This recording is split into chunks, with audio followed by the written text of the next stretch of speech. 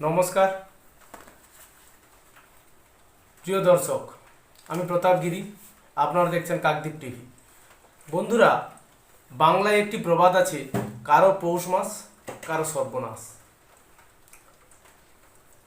বসিরহাটের সাংসদ হাজী নুরুল ইসলাম লিভারের এক দুরারোগ্য ক্যান্সারে আক্রান্ত হয়ে শেষ নিঃশ্বাস ত্যাগ করেছেন বুধবার 1:15 একজন সাংসদকে হারিয়ে যেখানে তৃণমূলের মধ্যে শোকাচ্ছন্নের পরিবেশ, কিন্তু আরেক পক্ষে কিন্তু চলছে রাজনীতির অঙ্ক কষা। এই মৃত্যুতে তৃণমূল নেত্রী মমতা বন্দ্যোপাধ্যায় এবং নাম্বার 2 অভিষেক ব্যানার্জি দুজনই শোক প্রকাশ করেছেন। তারা বলেছেন, হাজী নুরুল ছিলেন মামাটি মানুষের একটি অন্যতম একজন সৈনিক। তাকে হারিয়ে আজ আমরা খুবই দুঃখিত। কিন্তু এক নতুন সম্ভাবনা জন্ম নিয়েছে। 2024 সালে গত লোকসভা নির্বাচনে যেখানে বসিরহাটে রেখা পাত্রের সঙ্গে বিজেপি রেখা পাত্রের সঙ্গে তৃণমূলের হাজী নুরুল ইসলামের লড়াই হয়, সেখানে হাজী নুরুল ইসলাম বিপুল ভোটে জয়লাভ করেন। কিন্তু সন্দেশখালী, যেখানে প্রতিবাদের ঢেউ উঠেছিল, সেই সন্দেশখালীতে কিন্তু হাজী নুরুল 1 লক্ষ ভোটের মার্জিনে কিন্তু পরাজিত হন। যদিও গত লোকসভা ভোটে হাজী নুরুল ইসলাম ভোটে দাঁড়াতে চাননি, তিনি তার শারীরিক অসুস্থতা জানিয়েছিলেন, কিন্তু মমতা ব্যানার্জির অনুরোধে বা প্রয়াসে তিনি কিন্তু দাঁড়াতে বাধ্য হন এবং ভোটেও জয়লাভ করেন। কিন্তু বিধি বাম, তার এই গভীর কঠিন অসুখে তিনি আজকে তার মৃত্যু হয়ে গেছে।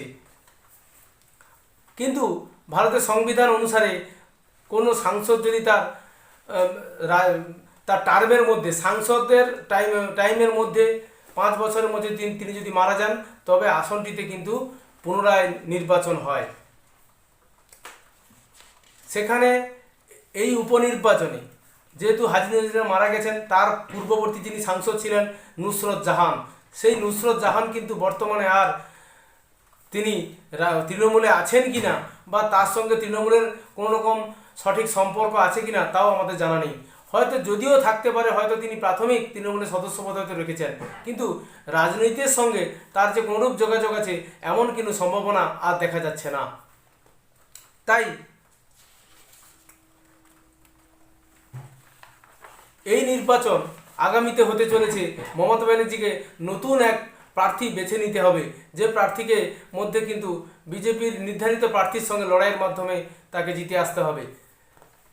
হয়তো সে তখনকার পরাজিত প্রার্থী রেখা পাত্রের হয়তো বিজেপির টিকিটে পেয়ে যেতে পারেন। কিন্তু ওই যে 2024 সালে নির্বাচন হয়েছিল বসিরহাটে, সেই বসিরহাটে গণনা এবং নির্বাচনে কারচুপি এবং গণনাতে কারচুপি নিয়ে কিন্তু হাইকোর্টে বিভিন্ন মামলা কিন্তু চলছে, বর্তমানে কিন্তু চলছে। সঙ্গে আরও অনেকগুলি লোকসভায় মামলাও কিন্তু একই সঙ্গে চলেছে।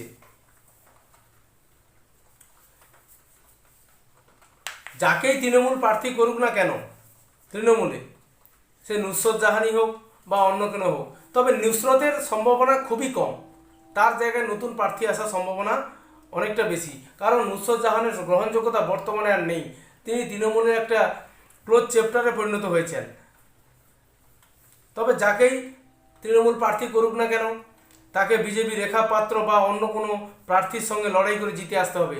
এটা কিন্তু তৃণমূলের পক্ষে বর্তমান পরিস্থিতিতে প্রচণ্ড একটা চ্যালেঞ্জের বিষয়।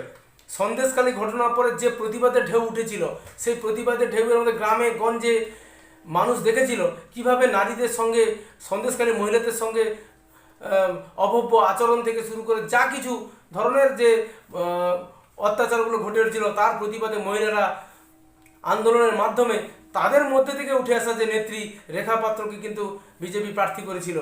সেই প্রতিবাদের ঢেউয়ে হয়তো নির্বাচনে সঠিকভাবে দেখা যায়নি, কিন্তু বর্তমান আরজিকর কাণ্ড, যেখানে অভয়ার মৃত্যুর পরে যে প্রতিবাদের ঢেউ গোটা পশ্চিমবঙ্গ সহ দেশ এবং বিদেশে ছড়িয়ে পড়েছে, একটা আন্তর্জাতিক রূপ পেয়ে গেছে, তার এই রকম আবহে কিন্তু তৃণমূলকে এই বসিরহাট কেন্দ্রে জিতে আসতে হবে। সেখানে প্রার্থী ঘোষণা করা এবং প্রার্থীকে জয়ী করে আনা একটা কিন্তু চ্যালেঞ্জের বিষয় রয়েছে। কারণ আরজিকর কাণ্ডের পরে সমাজের সর্বস্তরে, জুনিয়র ডাক্তার থেকে সর্বস্তরে যেভাবে থ্রেড কালচার থেকে প্রত্যেকটা কলেজে যে অপব্যবস্থা, নিরাপত্তাহীনতা, নারীদের নিরাপত্তাহীনতা, নারীদের কর্মক্ষেত্রে নিরাপত্তাহীনতা, সামাজিক জীবনের প্রত্যেকটা ক্ষেত্রে যে থ্রেড কালচারের প্রবণতা, ভয় ভীতি প্রদর্শনের যে রীতি বা রেওয়াজ চলে আসছে, তাকে ভেঙে ফেলার জন্য যে নাগরিক মননে যে একটা একাগ্র চিত্ত দেখা গেছে, সেই চিত্তের মাধ্যমেই কিন্তু আজকের এই নির্বাচন হবে। সেই নির্বাচনে জিতে আসা কিন্তু যথেষ্ট চ্যালেঞ্জের বিষয় তৃণমূলের কাছে। কারণ এই নির্বাচন সেই একরকম যে খোলা মাঠে খেলার মতো হবে না। এখানে নাগরিক জীবনে এই আরজিকর আন্দোলনের যে ছাপ, তার সঙ্গে সন্দেশখালী মানুষদের যে আন্দোলনের যে ছাপ, সেটা কিন্তু একাত্ম হয়ে এই ভোটে প্রভাব ফেলতে পারে। এটাই কিন্তু আগামী দিনে ঘটতেও পারে, এমন কিন্তু সম্ভাবনা দেখা যাচ্ছে। অবশ্যই শাসক দলের পক্ষে কঠিন লড়াই হতে চলেছে, কারণ ঘরে বাইরে যেভাবে তৃণমূল দল সরকার সমালোচনায় বিদ্ধ, সেটা চিন্তায় রাখবে তৃণমূল শিবিরকে। এখন এই খালি আসন হয়ে যাওয়ার কারণে নতুন করে জিতে আসা চ্যালেঞ্জ তৃণমূলের কাছে। সেই চ্যালেঞ্জ কিভাবে তৃণমূল কংগ্রেস সামলায়, সেদিকেও কিন্তু নজর থাকবে।